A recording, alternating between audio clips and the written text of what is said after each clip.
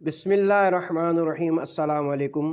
یہ کتاب آپ کے لیے کاشان بصیرت کے یوٹیوب چینل کی جانب سے ریکارڈ کی جا رہی ہے۔ کتاب کا نام ہے غدیر۔ اب ہم کتاب کا پارٹ نمبر 26 پڑھیں گے۔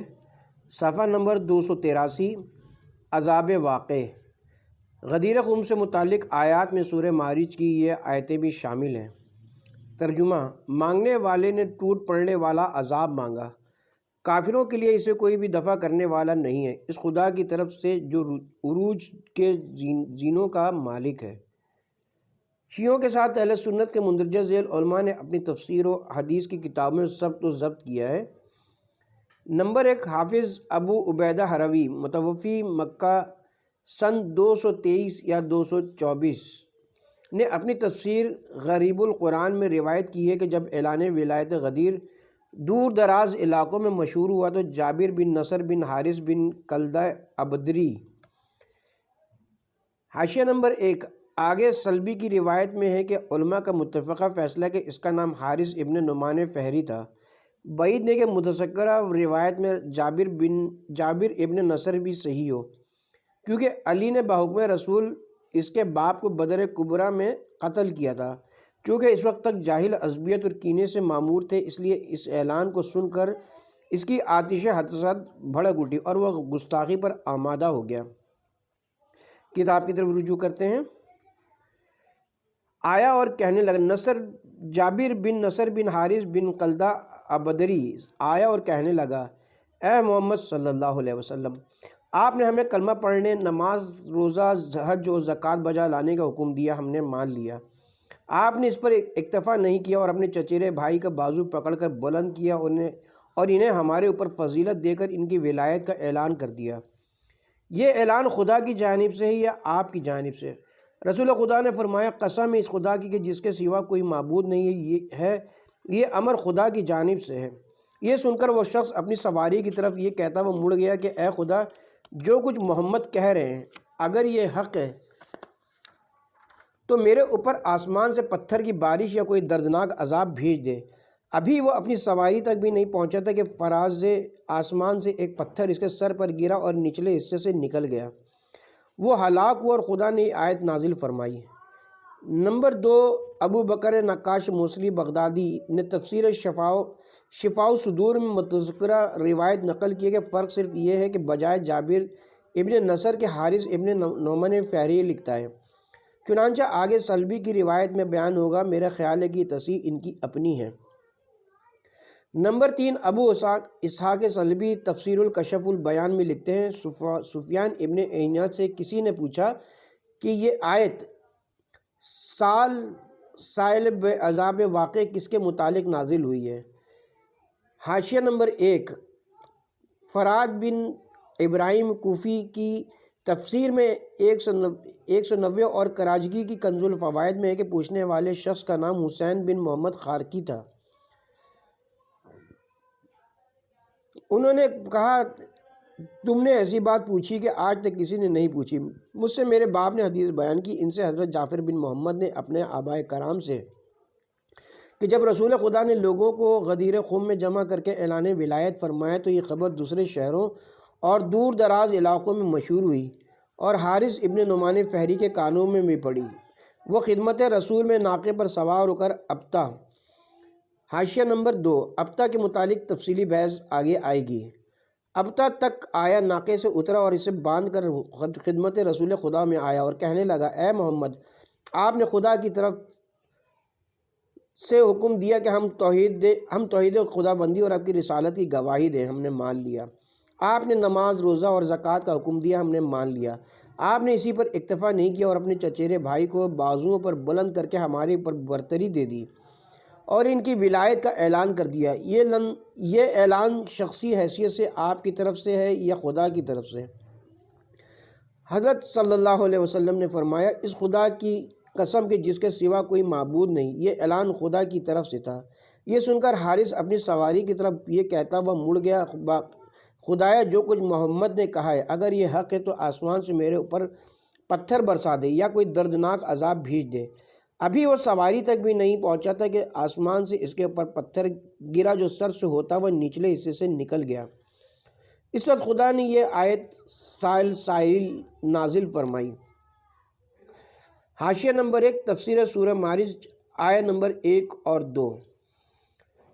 نمبر 4 حاکم حسکانی نے دعوۃ الہدایہ الی اداء الحق الموالا میں روایت کی کہ ان کی سند میں ابو بکر ابن محمد سیدلانی، ابو محمد عبداللہ ابن احمد جعفر شیبانی، عبد الرحمن بن حسین اسدی، ابراہیم ابن حسین اسدی، ابراہیم ابن حسین کسائی، فضل ابن وکین، سفیان ابن سعید سوری، منصور رابی، حذیفہ بن یمانی سے روایت ہے کہ رسول خدا صلی اللہ علیہ وسلم نے فرمایا کہ جس کا میں مولا ہوں اس کے یہ علی مولا ہیں۔ نعمان ابن منظر فہری نام میں تصیف ہے، نے کہا کہ آپ نے جو کچھ فرمایا وہ آپ کی طرف سے یہ حکم خدا ہے۔ بقیہ تمام تفصیل۔ حاشیہ نمبر 2 حاکم حسکانی نے شواہد التنزیل جلد نمبر 2 صفحہ نمبر 383 نمبر 1033 میں بھی ابن دزیل سے اس کی روایت کی ہے۔ ایک دوسری سند میں ابو عبداللہ شیرازی، ابو بکر جرجانی، ابو احمد بصری، محمد ابن سہل، زید بن اسماعیل، محمد ابن ایوب واسطی، سفیان ابن عینہ اور امام جعفر صادق علیہ السلام سے روایت ہے کہ اس میں نعمان ابن حارث فہری کا نام ہے۔ حاشیہ نمبر 3 حاکم حسکانی نے شواہد تنزیل جلد نمبر 2 صفحہ نمبر 381 نمبر 1030 اور 1032 اور 1034 میں بھی اس کو نقل کیا ہے۔ نمبر 5 ابو بکر یحییٰ قرطبی سورہ معارج کی تفسیر کرتے ہوئے کہتے ہیں کہ جب رسول اللہ نے اعلان ولایت فرمایا تو نضر ابن حارث۔ حاشیہ نمبر 4 اس کا نام نضر ابن حارث بن کلدہ بن مناف بن کلدار تھا۔ اس روایت میں اشتباہ ہوا ہے کہ کیونکہ جنگ بدر کبریٰ میں قید ہوا تھا اور شدید عداوت کی بنا پر رسول خدا نے اس کو قتل کا حکم دیا تھا۔ امیر المومنین نے اسے ہاتھ پیر باندھ کر قتل کر دیا تھا۔ سیرت ابن حشام جلد نمبر 2 صفحہ نمبر 286، جلد نمبر 2 صفحہ نمبر 298، طبری جلد نمبر 2 صفحہ نمبر 286، جلد نمبر 2 صفحہ نمبر 459، تاریخ یعقوبی جلد نمبر 2 صفحہ نمبر 34، جلد نمبر 2 صفحہ نمبر 46۔ آپ سے کہنے لگا اور تمام متذکرہ تفصیل مندرج ہے۔ حاشیہ نمبر 5 تفسیر قرطبی جلد نمبر 18 صفحہ نمبر 181، پورا واقعہ جلد نمبر 18 صفحہ نمبر 278 278 پر تحریر ہے۔ تفسیر قرطبی کتاب کی طرف رجوع کرتے ہیں۔ نمبر 6 شمس الدین مظفر سبط ابن جوزی نے تذکرے میں سلبی کے حوالے سے لکھا ہے کہ جب اعلان ولایت کی شہرت ہوئی تو حارث ابن نعمان فہری رسول کی خدمت میں ناقے پر سوار ہو کر آیا۔ ناقے کو دروازے مسجد پر باندھ کر مسجد میں داخل ہوا اور پیغمبر سے بحث کرنے لگا۔ اے محمد، آپ نے کلمہ توحید و رسالت کا حکم دیا، ہم نے مان لیا۔ رات دن میں 5 وقت کی نماز، ماہ سیام کے روزوں اور حج و زکوٰۃ کا حکم دیا، ہم نے آپ کی وجہ سے مان لیا۔ پھر بھی آپ کا دل نہیں بھرا اور اپنے چچیرے بھائی کو اپنے ہاتھوں بلند کر کے تمام انسانوں پر برتری دے دی اور اعلان کر دیا من کنت مولاہ فعلی مولا، یہ حکم آپ کی طرف سے، یہ خدا کی طرف سے۔ رسول خدا صلی اللہ علیہ وسلم کی آنکھیں غصے سے سرخ ہو گئیں اور آپ نے فرمایا اس خدا کی قسم جس کے سوا کوئی معبود نہیں، یہ خدا کا حکم تھا۔ آپ نے اس کو 3 بار دہرایا۔ حارث یہ کہتا ہوا اٹھا، اے خدا، جو کچھ محمد کہہ رہے ہیں اگر یہ صحیح ہے تو میرے اوپر آسمان سے پتھر برسا دے یا کوئی دردناک عذاب نازل کر دے۔ پس خدا کی قسم وہ اپنی سواری تک بھی نہیں پہنچا تھا کہ آسمان سے ایک پتھر گرا اور اس کے سر سے گزرتا ہوا نچلے حصے سے نکل گیا اور وہ وہیں ڈھیر ہو گیا۔ اس وقت یہ آیت نازل ہوئی۔ حاشیہ نمبر 1 تذکرۃ الخواص صفحہ نمبر 19 اور صفحہ نمبر 30۔ نمبر 7 شیخ ابراہیم ابن عبداللہ یمنی و صحابی شافعی نے کتاب الاکتفاء فی فضل الاربع الخلفاء میں متذکرہ حدیث سلبی کی روایت نقل کی ہے۔ نمبر 8 شیخ الاسلام حیمونی نے فرائض کے 13ویں باب میں اپنی سند سے سلبی کی روایت نقل کی ہے۔ حاشیہ نمبر 2 فرائض السمتین جلد نمبر 1 صفحہ نمبر 82 حدیث نمبر 53۔ نمبر 9 شیخ محمد زرمزی حنفی نے معارج اصول اور دارالسمتین میں نقل کیا ہے۔ حاشیہ نمبر 3 نظم الدارالسمتین صفحہ نمبر 93۔ نمبر 10 شہاب الدین احمد دولت آبادی ہدیۃ السعادہ میں آٹھویں ہدایت کے دوسرے جلوے میں لکھتے ہیں کہ رسول خدا صلی اللہ علیہ وسلم نے ایک دن فرمایا من کنت مولاہ فعلی مولاہ اللہم و آل من والاہ و آد من آداہ۔ یہ بات خوارج کی ٹولی کے کافر نے سنی۔ حاشیہ نمبر 1 یہاں خوارج کا لفظ عمومی معنی میں استعمال کیا گیا ہے۔ یہ لفظ ہر اس شخص کو شامل ہے جو اپنے وقت کی حجت اللہ سے محض آرائی کرے اور اس کی تردید پر آمادہ ہو جائے، خواہ پیغمبر ہو یا اس کا جانشین۔ تو یہ بات خوارج کی ٹولی کے ایک کافر نے سنی تو پیغمبر کے پاس آ کر کہنے لگا آپ نے یہ حکم خدا کی طرف سے دیا ہے یا اپنی طرف سے؟ آپ نے فرمایا یہ حکم خدا کی جانب سے۔ وہ کافر مسجد سے باہر آئے اور دروازے مسجد کے پاس ایک جگہ ٹھہر کر کہنے لگا کہ اگر محمد کی بات سچ ہے تو آسمان سے میرے اوپر پتھر گرے، آسمان سے میرے اوپر پتھر برسے۔ راوی کا بیان ہے کہ اسی وقت اس کے سر پر آسمان سے ایک پتھر گرا اور اس کا سر چکنا چور ہو گیا، تب یہ آیت نازل ہوئی۔ ان کے علاوہ جن لوگوں نے اس بات کا تذکرہ کیا ہے ان کے نام یہ ہیں: نور الدین ابن سباق مالکی، حاشیہ نمبر 2 الفصول المحمد صفحہ نمبر 26 صفحہ نمبر 41، سید نور الدین حسنی سمودی جواہر العقدین ابو سعود عمادی، حاشیہ نمبر 3 ارشاد العقل السلیم علی مزایا القرآن الکریم، جلد نمبر 8 صفحہ نمبر 292، جلد نمبر 9 صفحہ نمبر 29،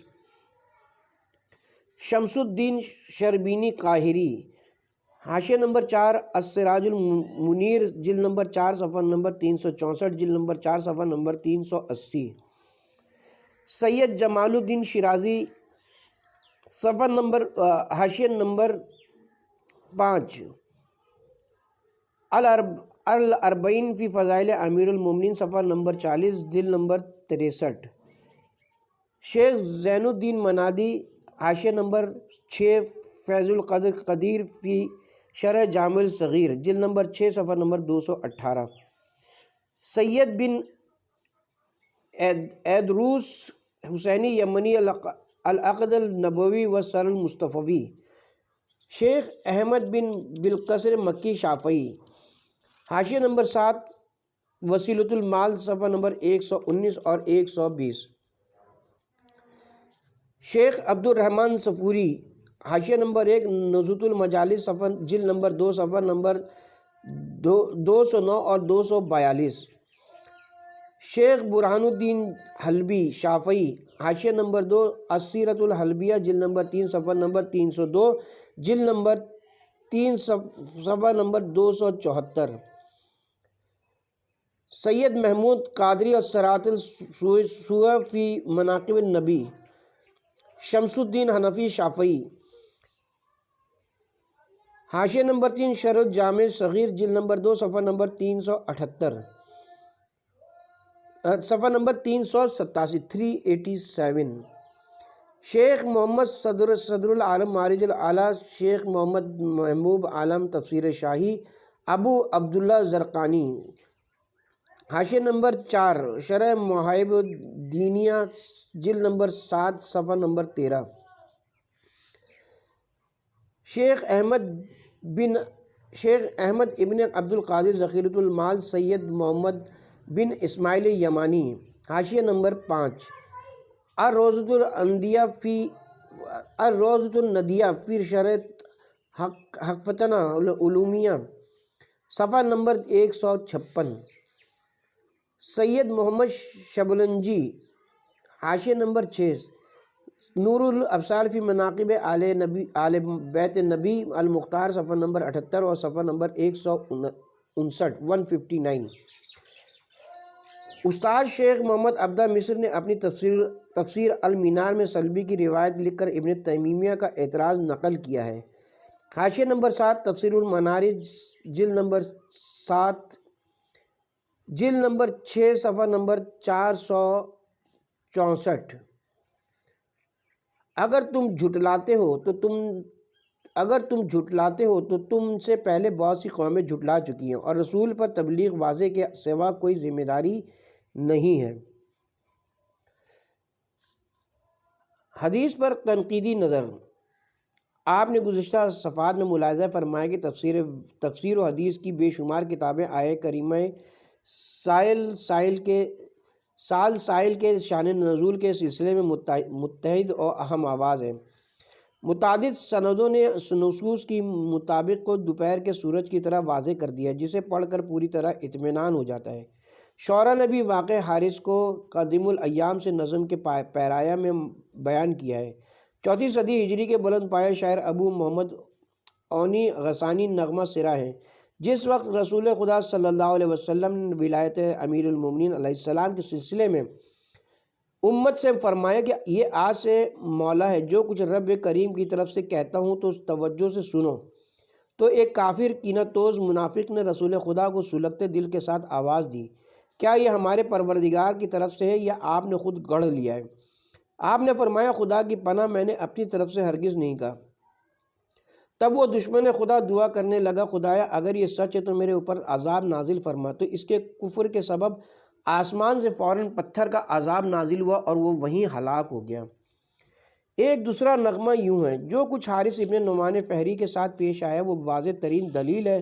رسول نے امت کی بھلائی کے لیے جو کچھ فرمایا، اس پر وہ اس قدر بے چین ہوا کہ رسول کی خدمت میں مدینے آیا اور وہ شدت عناد میں انگاروں پر لوٹ رہا تھا۔ اعلان ولایت کے خلاف ایسی بکواس کی کہ دردناک عذاب میں مبتلا ہو گیا۔ ہم نے دور و نزدیک کسی کو بھی نہیں دیکھا جس نے مسلمہ واقع حارث پر طعن کیا ہو یا اسے جھٹلایا ہو۔ جس نے بھی سقہ راویوں پر نظر کی بلا تردیدی مان لیا۔ اس میدان میں اکیلے ابن تیمیہ نظر آئے، جنہوں نے منہاج السنہ حاشیہ نمبر 1 منہاج السنہ جلد نمبر 4 صفحہ نمبر 13 میں اس واقعے کی شان نزول کے خلاف زبان کھول کر اپنی عناد پرستی کا ثبوت دیا ہے۔ ایک یہی مسئلہ کیا، ان کی بدنہادتی ہر معاملے میں عام مسلمانوں کے خلاف الگ رائے قائم کر کے لچر اکلوتے پن کا مظاہرہ کرتی ہے۔ اس آیت کے سلسلے میں اختصار کے ساتھ ان کے اعتراضات کا جواب دیا جاتا ہے۔ پہلا اعتراض، تمام لوگوں کا اتفاق ہے کہ واقعہ غدیر حضرت رسول خدا صلی اللہ علیہ وسلم کے آخری حج سے واپسی میں پیش آیا۔ حالانکہ اس حدیث سے معلوم ہوتا ہے کہ جب یہ خبر مشہور ہوئی تو حارث پیغمبر کی خدمت میں ابطح مکے میں آیا، حالانکہ منطقی اعتبار سے یہ واقعہ مدینے میں پیش آنا چاہیے۔ ایسا معلوم ہوتا ہے کہ یہ حدیث گھڑنے والا واقعہ غدیر سے ناواقف تھا۔ جواب، پہلی بات تو یہ کہ سیرت الحلبیہ و تذکرۃ السبط ابن جوزی اور صدر العالم کی معارج الاعلیٰ میں بیان کیا گیا کہ حارث مسجد میں آیا تھا۔ اگر مسجد سے مراد مسجد مدینہ ہو، پھر یہ کہ حلبی نے وضاحت بھی کر دی کہ مدینے میں بھی یہ واقعہ پیش آیا۔ اس سے معلوم ہوتا ہے کہ ابن تیمیہ کا انکار محمل مذمومہ کی بنا پر ہے۔ حاشیہ نمبر 2 السیرۃ الحلبیہ جلد نمبر 3 صفحہ نمبر 556 حدیث نمبر 1459 تذکرۃ الخواص صفحہ نمبر 30۔ دوسری بات یہ کہ شخص نے جہالت یا تعصب کی وجہ سے ابطح کو حوالی مکہ سے مخصوص سمجھ لیا، اسے لغت کا پتہ ہی نہیں۔ اگر اس جاہل نے حدیث اور لغت کی کتابیں یا جغرافیائی تالیفات دیکھی ہوتی تو معلوم ہو جاتا کہ ابطح ہر اس گھاٹی کو کہتے ہیں جہاں خشک ریگزار اور ڈھالان ہو، اسی لیے مکہ کو ابطح کہا جاتا ہے۔ کیا وہاں کہا جاتا ہے کہ وہاں خشک ریتیلی ڈھالانیں ہیں، اسی لیے دشت و صحرا یہ شہر کے اطراف میں اگر یہ صفت ہو تو اسے ابطح کہا جاتا ہے۔ صحیح بخاری اور صحیح مسلم میں عبداللہ بن عمر کی روایت ہے کہ رسول خدا نے بطحۂ ذوالحلیفہ میں اونٹ بیٹھایا اور نماز پڑھی۔ ابن عمر جب بھی حج یا عمرے سے پلٹتے تو مستذکرہ رسول کی جگہ پر نماز پڑھتے ہیں۔ حاشیہ نمبر 1 صحیح بخاری جلد نمبر 1 صفحہ نمبر 181 جلد نمبر 2 صفحہ نمبر 556 حدیث نمبر 1459 صحیح مسلم جلد نمبر 1 صفحہ نمبر 328 جلد نمبر 3 صفحہ نمبر 154 حدیث نمبر 430 کتاب الحج صحیح بخاری جلد نمبر 2 صفحہ نمبر 556 حدیث نمبر 1459۔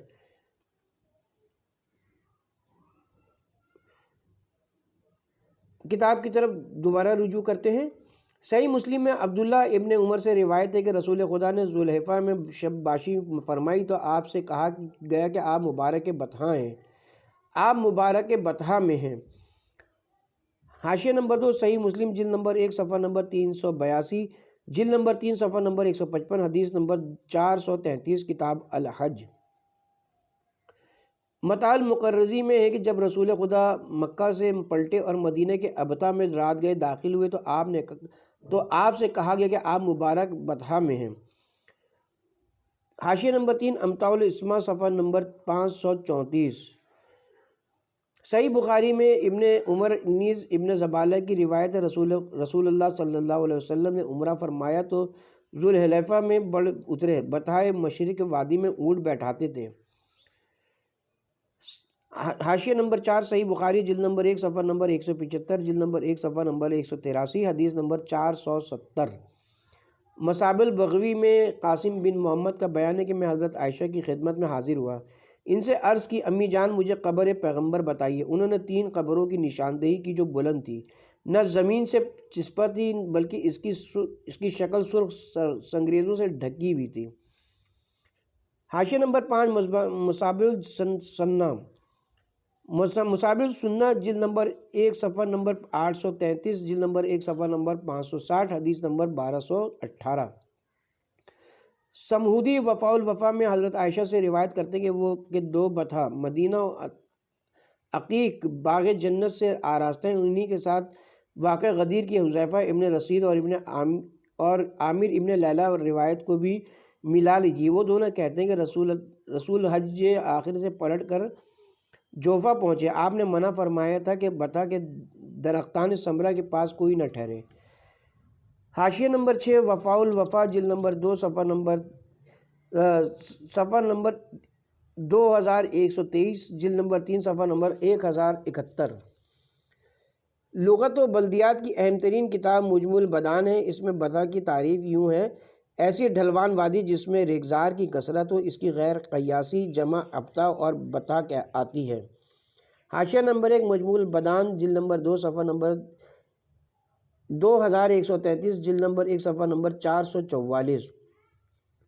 آگے کہتے ہیں کہ ابو الحسن محمد بن نصر کاتب کہتے ہیں کہ میں نے ولید کی رقاصہ کو طرح ابن اسماعیل کا گیت گاتے ہوئے سنا: تو وسیع فضاؤں اور ڈھلوان وادیوں کا فرزند ہے، پرپیش ریگزار تجھے ناپ نہیں سکتے۔ بعض تماشائیوں نے کہا کہ بطحاء تو مکہ کے سوا کہیں نہیں، پھر جمع کا کیا مطلب ہے؟ اس موقع پر بطاوہ علوی بھڑک اٹھے: بطحاء مدینہ تو بطحاء مکہ سے بھی بڑا ہے۔ میرے دادا کا شعر ہے: ریگزار مدینہ کی وادی میری منزل ہے اور وہ کتنی اچھی قیام گاہ ہے۔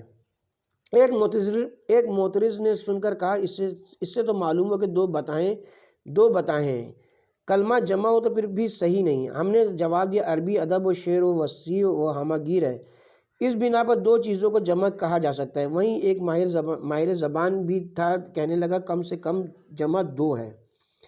چنانچہ فرزدق کا شعر ہے: تو 2 بطحاء قریش کا فرزند ہے، اپنے کو چاہے ثقیف سے منسوب کر جس کے زبان دان ریگزاروں کی طرح بھرے پڑے ہیں۔ اس کے بعد مؤلف مجمع البلدان کہتے ہیں کہ کتابوں کی ساری باتیں تصنیع اور بے راروی ہیں۔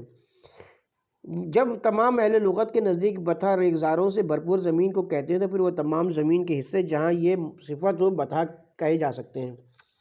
اس بنا پر اس کی جمع بھی ہو سکتی ہے۔ اسی وجہ سے قریش کو زمانے جاہلیت کے بالکل ابتدائی زمانے میں جبکہ مدینے میں کوئی بھی نہیں رہتا تھا، قریش البطحاء اور قریش الطواہر کہا جاتا تھا۔ رہ گئی فرزدق اور ابن نباتہ کی بات، تو ان شعروں سے یہ ثبوت نہیں پیش کیا جا سکتا کہ بطحاء صرف 2 ہیں، کیونکہ عرب رقم کو رقمتان اور رامہ کو رامتان کہتے ہیں۔ اصل چیز شعر کی موزونیت ہے۔ البتہ قبیلہ بنی بربو کی منزل لبید کا شعر ہے، اور کہا جاتا ہے کہ بطحاء قبیلہ اسد کے دیار میں ایک چشمہ ہے جہاں مسلمانوں نے خالد ابن ولید کی سرکردگی میں مرتدین سے جنگ کی تھی، اور زرار بن ازد اسدی نے خالد کی طرف سے بطحاء نامی جگہ پر مالک ابن نویرہ کو قتل کیا تھا۔ مقتول کے بھائی محتمم نے مرثیہ کہا تھا۔ میں اپنے بھائی پر ہمیشہ روتا رہوں گا جب تک کبوتروں کی آوازیں وادی ابتا میں کبوتروں کو بیدار کرتی رہیں گی۔ وقی ابن مالک نے بھی واقع بتا پر مرثیہ کہا ہے۔ مجمول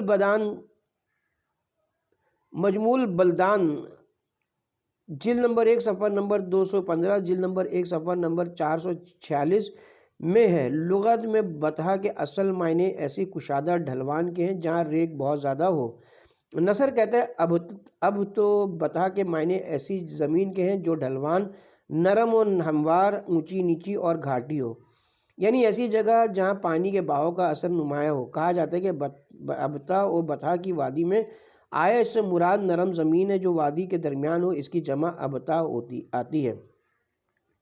بعض علماء لغت نے کہا کہ ہر کشادہ زمین کو بطحہ کہتے ہیں۔ حضرت عمر کا قول یعنی مسجد کے صحن میں سنگریزے بچھاؤ، نیز بطحہ ایک مخصوص جگہ ذی وقار کے پاس